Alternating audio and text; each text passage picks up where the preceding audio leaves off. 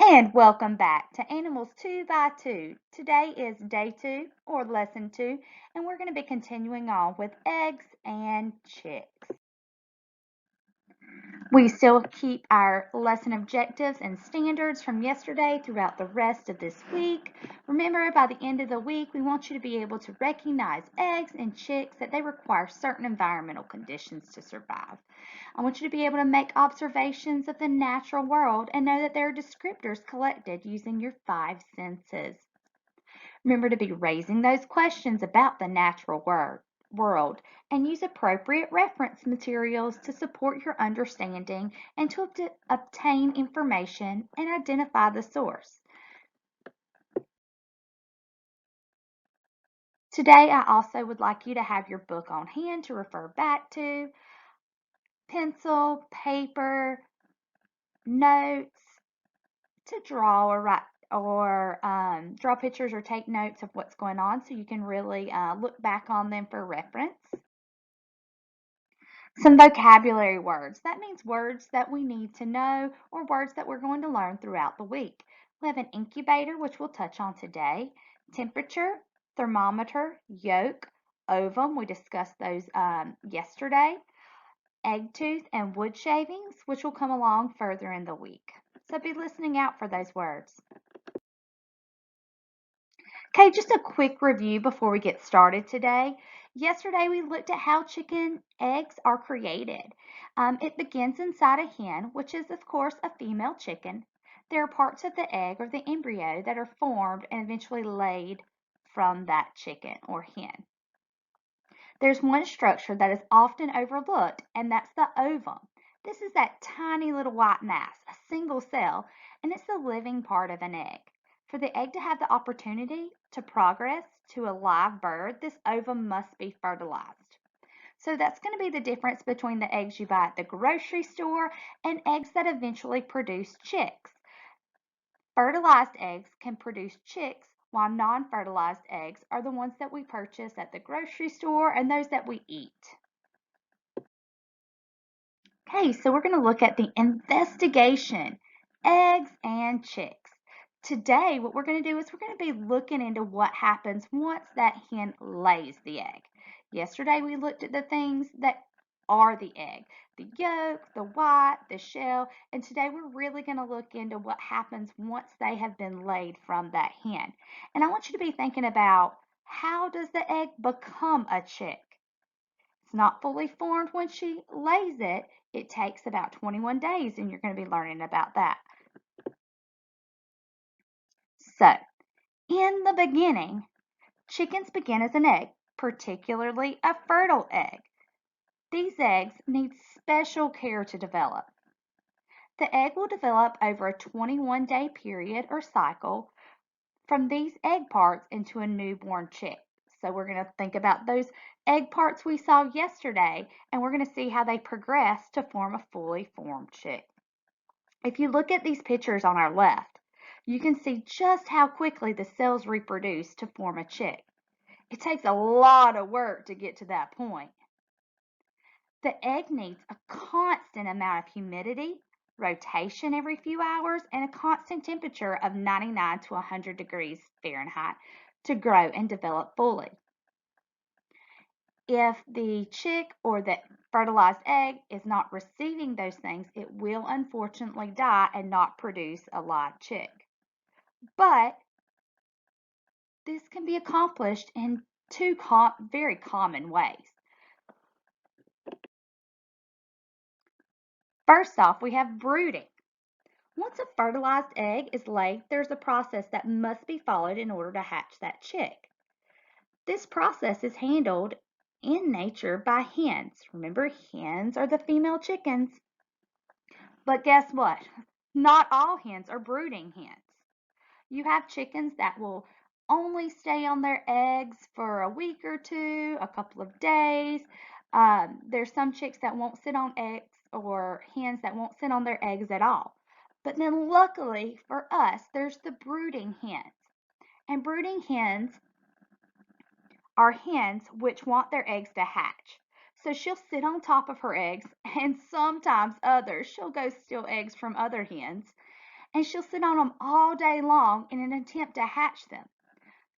Some hens are better brooders than others, and they stay there consistently until they're ready to go.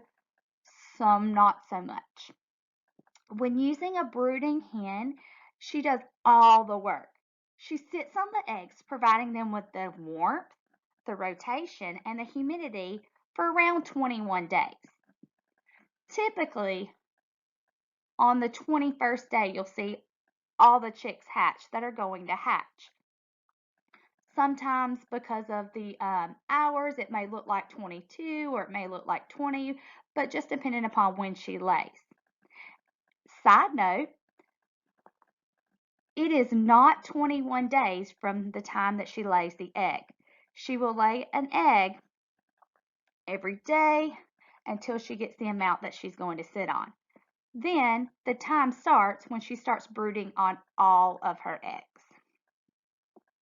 Brooding hens can only handle typically up to 12 eggs. Depending upon the breed of chicken, this can be significantly less, but typically not anymore.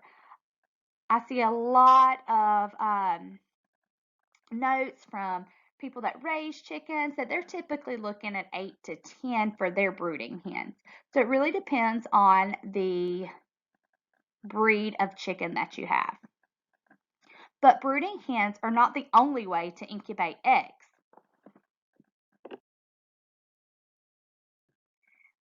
With our wonderful advances in science, now we have incubators. That's one of those vocabulary words. An egg incubator can substitute the warmth underside of the brooding hen. It's a machine that creates, hopefully, the perfect conditions to incubate and hatch successfully. It's designed to regulate incubation temperatures between 99 degrees and 100 Fahrenheit and humidity at the perfect level. It recreates the role of that brooding hen, what she typically plays in nature. Depending on the model of your incubators, you may still have to turn your eggs every few hours. With all the scientific advancements we have, there are a numerous amount of incubators that you can purchase to hatch your eggs. Some have an automatic rotation that will rotate your eggs every few hours. They're designed to keep the humidity and the temperature steady all the way through.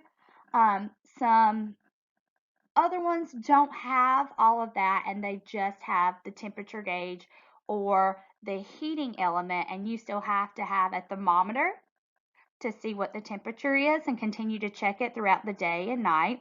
And you also would have to purchase separately a humidifier or something to keep that humidity level even. You would also have to turn the eggs every few hours by hand, which is another process. That includes cleaning and sterilizing your hands before, because you don't want those pores on the shell to get clogged, which would harm the effects of the humidity. Now let's take a look at a video. It's going to give us some insight onto what's going on inside the egg while they're inside of an incubator or being warmed up by a brooding hen.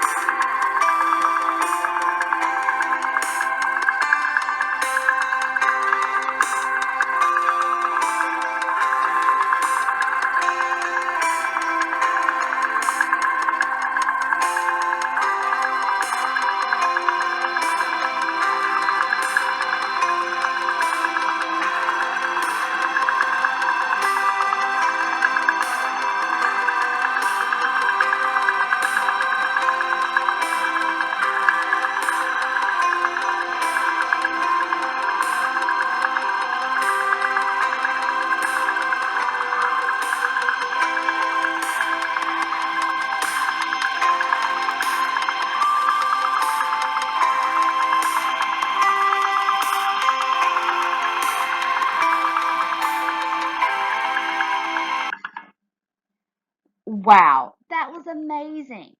In this video, they actually took the chicken embryo out of the shell and they've raised it in a petri cup so that we can watch what's happening inside that shell. You could see very quickly there started to be a heartbeat and the chick started to develop very quickly. And then by day 18, it was almost completely formed.